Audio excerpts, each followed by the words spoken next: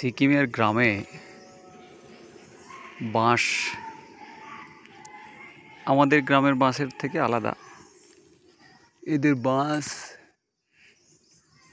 বিশাল বিশাল বড় লম্বা, কিন্তু একটি বিশেষত্ব হচ্ছে আমাদের 3-4টে বাঁশ জুড়লে এদের এক একটা বাঁশ তত মোটা।